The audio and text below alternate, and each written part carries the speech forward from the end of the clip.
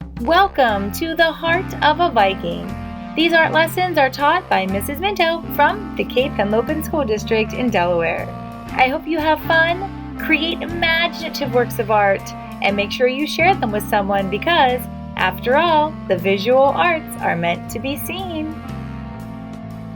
Well, amazing artists, as you might realize, there are a lot of fantastic artists out there living and working right now. This is a field trip to an artist named Bebo. I did not do the interviewing of Bebo, another art teacher did, but she allows us to share in her adventure and go to Bebo's art studio and see him working and creating. So if you look down below the video you're listening to right now, in the description, you'll see that there is a link to the video as well. So I would like for you to please go and listen to Bebo's field trip and then come back here so we can continue the art together.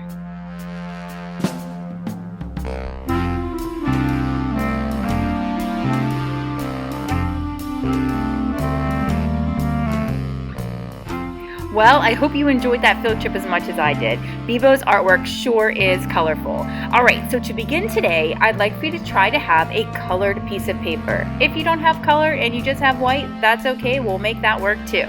Then I want you to have either a paint stick, which is what I'm using today, or if you don't have a paint stick, if you have some paint, you can use that with a paintbrush, or if you don't have either of those, a crayon or a marker would work just the same as well.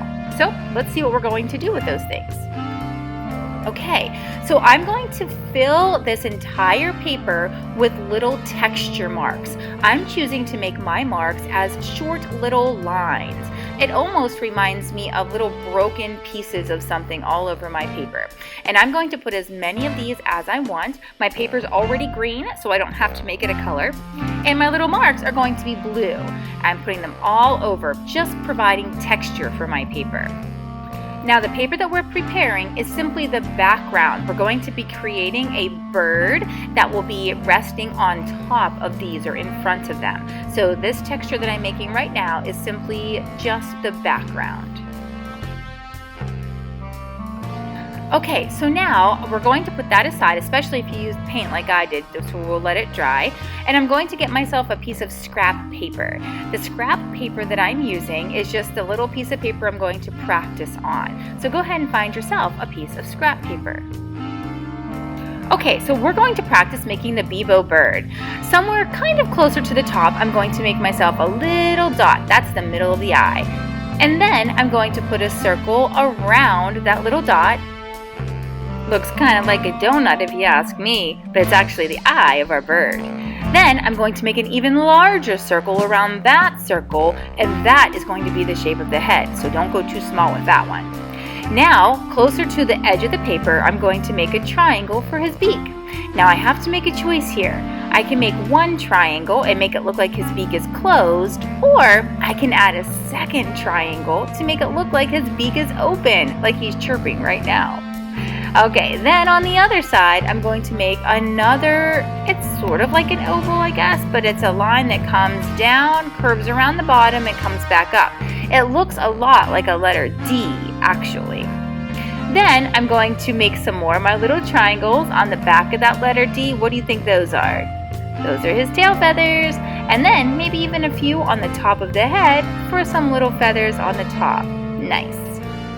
Okay, so now I'm going to go to the bottom and give my little guy some legs. So a straight line for the legs and then a couple of little toes after that. And of course he needs two, right? My back leg, I'm going to have it kicking up. Maybe he's actually dancing and singing.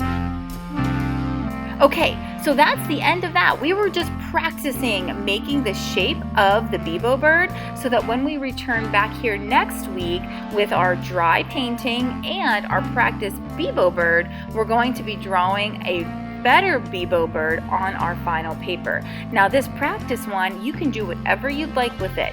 You can color it if you want to. You can make a bunch more little Bebo birds like floating around this big guy. Maybe it's the mama and all the babies. Or you can color it and give it to somebody. Maybe it's something you can hang on your refrigerator. So you do whatever you like with that practice one and then come back next week with your painting. So don't lose that. And then we'll be continuing this piece of artwork next week back here at the Heart of a Viking.